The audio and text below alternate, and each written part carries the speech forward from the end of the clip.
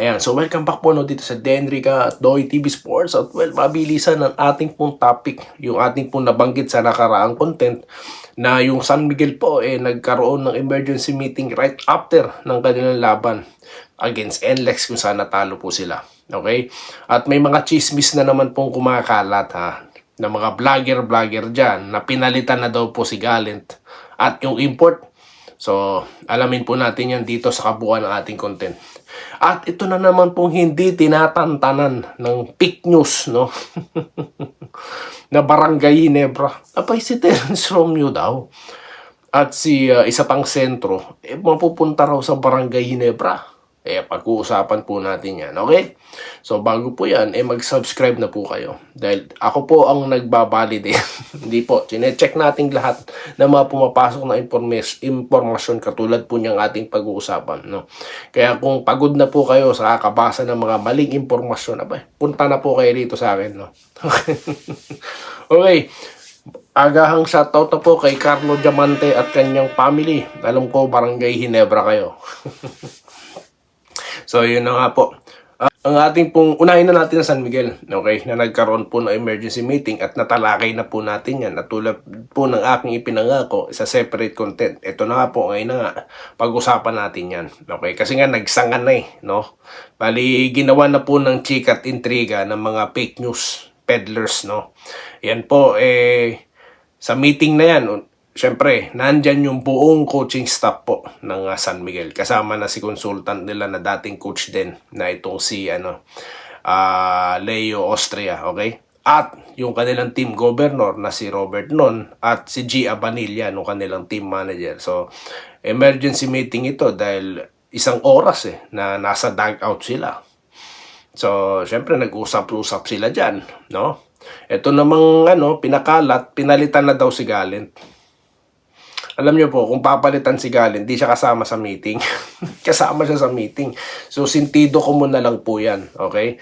So, para po panoorin ang kanilang mga content. At marami po kasing, marami akong nababasa mga fans. Gusto ro palitan yung coach. Nasanay na po kayo sa only palit ng coach ng San Miguel. Noong isang araw, nakita ko si Agustin dyan. Sumunod si Austria. Tapos ngayon, ito naman si Gallant. Di ba kayo nagsasawa?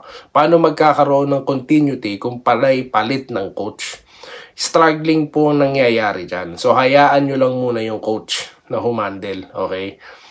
Marunong po yan si Gallant, no? Huwag nyong pangunahan. Yun lamang po, no? At ito nga si Quincy Miller daw pinalitan. Well, nag-effort naman po yung tao. Ang kailangan po kasi ng isang kupunan, umiscore lahat. Lahat maging threat. Team yan hindi po yan iisang tao lang. Okay, kaya kung maraming nagko-comment dito, umaasa daw ang Ginebra sa import, ano ngayon ang tawag dyan? Di po ba? So, hindi. Nakita naman po yung effort, ilang back-to-back 3-point shots ang ginawa ni Miller. Ayaw nga magpapalit. Nagkataon lamang na hindi niya responsibilidad alone, na nahabol sila at tinalo pa sila. Okay? So, yun lamang po. Okay, ang take ko dyan. So, wala po tayong nababalitaan sa legit sources. Nag-check po ako. Okay?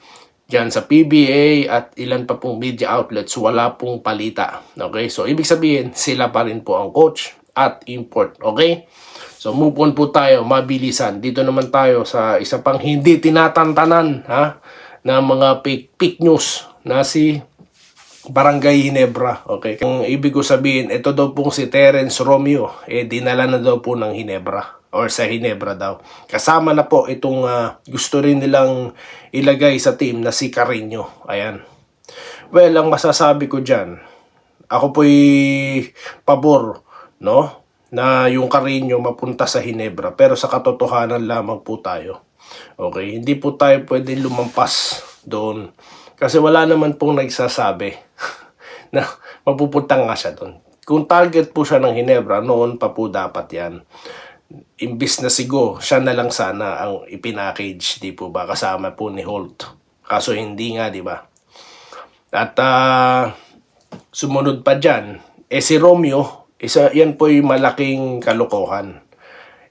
Nagbawas na nga po tayo ng veterano, di po ba? Si LA, sinasabi nyo na nga, mag-giveaway na, tapos magdadala din dyan ng veterano, di po ba? So, hindi natin alam ang rason kung bakit sabi injured itong si Terence. Si Carreño, minsan ko lang ding mapanood na naglalaro dyan kasi highlights lang naman ako nakakapanood ng Terra Firma, no? Pero ano pong ibig nyo sabihin? Pinarking muna sa Terra Firma itong si Terence Romeo. Pinarking muna bago dinala sa Ginebra. Kasi hindi pwede mag-trade ng dalawang sister team. Hindi po ganon, no? Marami pong nag-aabang dyan ng time slot. Katulad po ni Paul Garcia, okay? Kasi nga 2 years contract yan. Chinichismis na naman, nasa practice daw. Talagang nasa practice yan. Sa laro nga, nasa laro eh. Ano pa kaya sa practice? May kontrata yan malamang.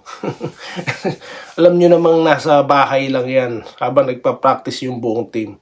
Si Gary Payton Jr., paano siya na naging bahagi ng Golden State? Di po ba effort? Kahit nga wala sa lineup, nasa practice Ano pa kaya yung nakakapirma na mismo ng kontrata? Pumirma po yan yung August. Kaya dapat lang talagang nasa practice siya. Nasa games nga siya Kaya po sinasabi ko, minsan wala na pong common sense, makapag-pick news lang. Para lamang dumugin ng mga libo-libo pong nanonood sa kanila, no? 20K, 30K, masustain talaga yan. Lahat ng kwento, chika at intriga, ilalabas talaga. Diyan ako bad trip kasi nga, nililigaw nyo yung tao Naka-ready na po ang squad ng Ginebra for Commissioner's Cup. As a matter of fact, nag-submit na po ng lineup, okay? So, yun na yun. Final na yun, guys, no? Sa mga nagtatanong din sa akin, no, na may mga players na pupunta daw pa sa Ginebra. Close na po muna kasi nga po yung preparasyon natin yan po mahalaga okay? Para sa 11 full na po. Nandyan po yung ating content kung paano gagamitin si Troy Rosario. So may glimpse na po kayo kung di nyo pa po napapanood kung paano siya gagamitin. Okay, shoutout na po tayo. Mabilis ang shoutout po tayo. Okay? So ito po. Willie Bardahe, grabe sir, 4-0 na Batang Pier. Ayan, sabi niya. Mukhang sa kangkungan ng punta. Nako, ng tropang siga. Aba. Ito po, si Sir Alejandro Tronson. Ayan, go Ginebra. Malapit, ilang tulog na lang po. Ayan, ilang tulog na lang daw po. Laban ng Ginebra, nabanggit natin kanina. Mario Claridades, no? Shoutout sa dalawang anak ko, Sir Toy, sina John Lennon at Jane Lennon. Claridades, ayan. Nanlawa, Obando, Bulacan. Okay. Ito po si Christy Todonal. Ayan. TNT Siga sa Kayabangan. Yan tuloy. Hindi yan manalo pag wala si Castro. Yan. Itagane Reyes sa bato. Dapat hindi bumalik para uwi na si... Binasa ko lang po yung comment niya. Yun nga po kasi siga talaga nanununtok, no? Yung isa, 'di ba, tinulak si Galinato, tas gustong bakbakan pa yung niya. Tapos si Chat Reyes naman po bigla na lang nanunugod, no? So talaga pong siga. Sino po bang di nagsasabing hindi sila siga kung ganyan? Bully. Okay. Good morning, idol. Sabi po ni Mario Di Mailig, no? Lagi ako nasa subscribe sa'yo. Then, nakapag-subscribe na daw siya. Ano ang kasalanan ng Jin kung sila ay kumuha ng malakas na player? Ay may kakayahan sila kumuha. Kaya nila magpayag. Well, yun po ang ating paulit-ulit na sinasabi dito, no? Dahil po, may mga nagsasabi, unfair. Hindi unfair yun.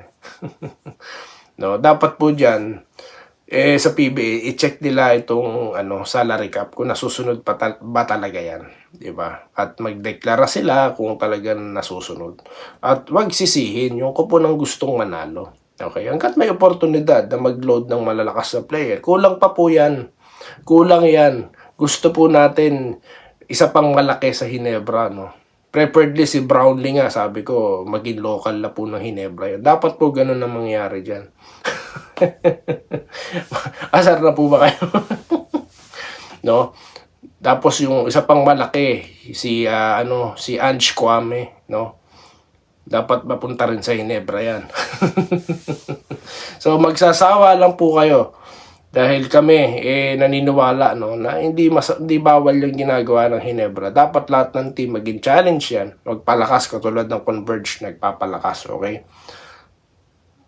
Okay, so dito na po tayo kay Lope Tobes, no? Yan si Coach Chat. Magaling lang yan kung magaling ang mga player. Believe ako sa coach na hindi ka galingan ng player pero nailabas. Galing.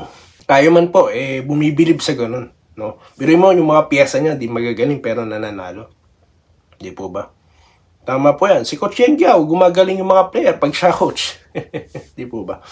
Ito po, siya rin na ulit, no? Lope Tobes, no? Akala nila magaling na kasi nag-champion. Kasi nga po na exploit lang po ang Hinebra. Dahil nga po ang Hinebra, di ba, maliliit sila, atake ng atake sa loob. So, ilan lang ang nakakasabay sa kanila. Isa lang si Japet.